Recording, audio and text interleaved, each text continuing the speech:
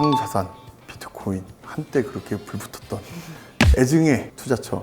금리 인상 속도가 줄어들면 사실은 가상자산뿐만 아니라 여러 자산들이 가격이 올라가잖아요, 사실은. 결국에는 좀 시장이 흔들리면서 금은 좀 더 오르고 코인은 조금 조정을 받을 수 있지 않을까라고 생각을 하고 있고요. 내년은 비트코인의 해가 될 수 있다.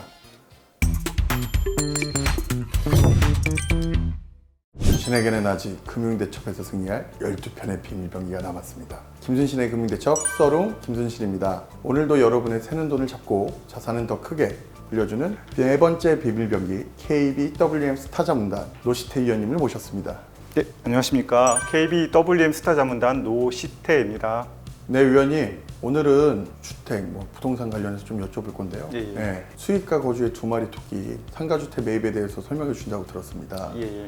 상가주택 사실 익숙치 않은데요. 예. 네, 상가주택이 어떤 것인지 좀 말씀 좀 해주시겠어요? 상가주택은 근린생활시설과 다가구 주택으로 이루어진 복합시설입니다. 1층에는 근린생활시설이 위치하고 있고 2층부터 4층까지는 주택으로 구성되어 있습니다. 1층부터 3층까지는 상가와 주택으로 임대하여 임대수익을 얻고 4층에는 소유주가 거주하면서 이 임대수익과 거주 두 마리 토끼를 한꺼번에 잡으실 수 있습니다. 그러면 주택이 상가주택으로 인정이 되려면 예. 어느 정도가 주택이어야 되는지가 조금 궁금하실 것 같아요. 그래서 예. 그런 기준이 있나요? 이게 기준보다는 제한 같은 게 있는데 신도시 택지개발지구 상가주택 같은 경우에는 지구 단위 계획으로 상가주택 안에 주택 가구 수를 제한을 하고 있습니다. 지역마다 다르긴 한데 보통 3가구에서 한 7가구 정도로 제한을 하고 있습니다. 그리고 이제 세법상 과세하는 기준이 있는데 양도세 같은 경우는 양도가액이 12억 미만이고 전체 면적 중에서 주택이 차지하는 면적이 더 크다면 그 비과세 요건 충족 시 양도세 비과세가 적용이 됩니다. 그 아파트도 있고 상가주택도 있고 오피스텔도 있고 예. 많습니다, 사실은. 예. 근데 내가 만약에 20억을 갖고 투자를 한다면 예. 제 생각에는 상가주택의 그런 경쟁은 오피스라든지 예. 아니면 구분 등기되어 있는 상가라든지 예. 아파트 상가 같은 거겠죠. 예. 그다음에 상가주택 또는 그냥 저희가 많이 쓰고 있는 금생 이 정도의 종류들이 있을 것 같은데요. 예. 그러면 상가주택이 그중 원픽이라고 생각하세요? 아니면은 어떻게 생각하세요? 저는 이제 전체 부동산을 다 각각 특색이 있기 때문에 전체 부동산을 놓고 비교하기는 좀 그렇고요. 만약에 같은 금액대에 구분 상가와 상가 주택 중에 하나를 네. 선택을 해라 하면 저 같은 경우는 상가 주택을 선택을 할 것 같습니다. 아, 왜 그렇게 생각하시죠? 일단 그 구분 상가랑 비교해서 상가 주택은 이 토지와 건물을 온전히 소유하고 있습니다. 그래서 사항에 따라 가지고 내가 용도 변경을 할 수도 있고 리모델링을 할 수도 있고 또 신축을 할 수도 있고 그런 식으로 해가지고 건물의 가치를 증대시킬 수가 있습니다. 결국엔 상가주택은 땅을 갖고 있으니까 예. 밸류가 있다라는 생각을 하게 예, 되거든요. 제가 온전히 제 스스로 뭔가를 할 수 있기 때문에 구분 상가 같은 경우는 이 토지가 지분도 작고 소유자들이 많이 나눠져 있잖아요. 네, 그렇죠. 뭐를 한 가지 하려고 하면 이렇게 동의를 받아야 되기 때문에 좀 진행하기가 힘듭니다. 반면에 이제 상가주택 같은 경우는 내가 토지랑 건물을 다 가지고 있기 때문에 경우에 따라서 그렇게 용도 변경이나 리모델링이나 신축을 통해서 자산의 가치를 증대시킬 수 있습니다. 그럼 상가주택을 바라볼 때는 땅의 가치를 바라봐야겠네요. 예, 구분 상가랑 비교를 해서는. 그리고 결국에는 상가주택이라는 건 밑에 상가가 임대가 돼야 수익이 나오잖아요. 예. 그러면 결국에는 상권이라든지 이런 것도 많이 중요하니까 예. 결국에는 부동산의 기본인 목, 예. 그 입지가 좋은 부분에서 예. 상가주택을 볼 수 있겠다라고 예. 생각을 하시면 되죠. 예, 맞습니다. 그러면 상가주택 이제 상가주택을 하기로 했습니다. 예. 그러면 투자자 입장에서 장점과 단점은 무엇이 있을까요? 상가주택의 가장 큰 장점은 수익과 거주를 한꺼번에 해결할 수 있다는 점입니다. 따라서 노후 대비용으로 많이 선호되며 실제로도 은퇴 후에 거주 중인 아파트를 매각하고 이 상가주택을 매입하여 생활비와 거주 문제를 한꺼번에 해결하신 분들도 많습니다. 또한 우리 흔히 이제 꼬마 빌딩이라고 부르는 이 근생 시설로만 이루어진 근생 건물과 비교하여 상가와 주택으로 임차인을 다양하게 구성할 수 있습니다. 그리고 또한 근생 건물과 비교하여 소유주가 직접 거주하므로 관리비가 절감이 되고 건물 관리 상태가 좋고 임차인이 민원을 할 경우에 즉각 대응이 가능하여 임차인과의 관계가 원만한 경우가 많습니다. 상가주택의 단점으로는 이 수요가 많고 이 표준화돼 있어서 거래가 쉽고 활발한 아파트에 비해서 환급성이 떨어집니다. 또한 지역 및 입지별로 수익률 편차가 심하고 또 주변 상권의 위축, 유동인구의 감소, 뭐 유사 시설의 공급의 증가, 경기 침체 등이 발생할 경우 임대소득이 감소할 가능성이 있습니다. 또한 거주자가 직접 관리하기 때문에 뭐 신경 쓸 부분이 많고 건물이 노후됨에 따라 유지보수 비용이 또 지속적으로 발생하고 때로는 목돈이 발생할 수도 있습니다. 유지보수를 하다 보면 예. 큰 돈이 들어갈지. 예, 한 번씩 크게 또 수리해야 또- 될 경우들이 있기 때문에 목돈이 필요한 경우도 생길 수가 있습니다. 저는 이제 상가주택이 거의 다 왔습니다. 그래서 예, 이제 예. 제가 상가주택 진짜 이제 사보겠다 예, 또는 져보겠다 예, 예. 여러 가지가 가능할 것 같은데요. 그러면 입지가 너무 중요하잖아요. 예, 예. 입지도 중요하고 또 아까 얘기했듯이 뭐 손 관리하는 방법도 중요하고 상가주택으로 돼 있는 것도 중요하고 그러면 예.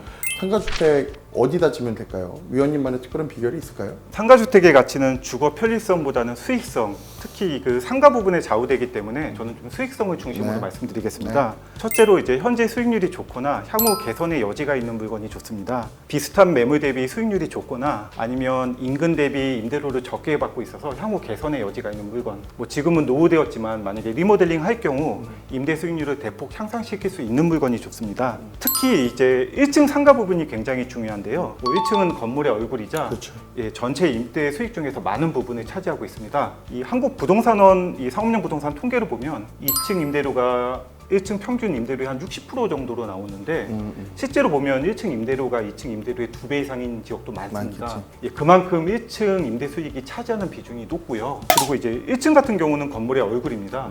1층에 이제 우량 임차인이 만약에 들어오면 이 건물 전체가 지역 명소가 될 수도 있습니다. 그리고 이제 마지막으로 드리고 싶은 말씀은 아는 지역, 친숙한 지역부터 상가주택 찾는 거를 시작하라고 말씀드리고 싶습니다. 이게 당연한 얘기긴 한데 아는 만큼 보이기 때문에 이제 아는 지역, 친숙한 지역에서 저평가된 물건, 비교 우위에 있는 물건을 발견하실 확률이 높습니다. 그러니까 결국에는 맨날 지나가다 보면은 이제 예. 망해 나가는 자리들 뭐 이런 걸 피해가라는 건가요? 예, 근데 이제 외부 사람이 보면 잘 모르는데 그렇죠. 내가 이제 지역 주민이면 아, 저 자리 옛날에 사람도 사람도 많고 많고 했는데. 예, 장사도 잘 되던 자리인데 지금 뭐 약간 동선이 이렇게 바뀌어서 그런데 나중에 뭐 이런 식으로 좀 예, 남들이 모르는 눈을 가질 확률이 높다는 거죠. 결국 부동산 하려면 대출이 좀 필요하긴 한데요. 예, 예. 저희가 주택을 살 때는 이제 뭐 LTV라든지 예, 예, 예. DTI라든지 이런 예. 거에 따라서 대출이 나오는 액수가 다르지 않습니까? 예, 예. 근데 상가주택은 한도가 어떻게 결정되나요? 먼저 이제 개인 임대 사업자로 상가주택 대출을 받으실 경우 기본적으로는 이 감정가액에 담보 회수율 및 RTI 즉 이자 비용 대비 임대 수익 비율을 적용하여 대출 금액을 산정합니다. 이제 전체 면적에서 이 상가 부분이 차지하는 면적이 크다면 비주택 임대업 RTI가 적용이 되고요. 주택 부분이 차지하는 면적이 크다면 주택 임대업 RTI가 적용이 됩니다. 비주택 임대업 RTI는 1.5배, 주택 임대업 RTI는 1.25배인데 이게 투기 지역이나 투기 과열지구 같은 경우는 1.5배입니다. 즉 연간 임대 소득이 연간 이자 비용의 1.25배 혹은 1.5배 이상 돼야지 여신 취급이 가능하다는 의미입니다.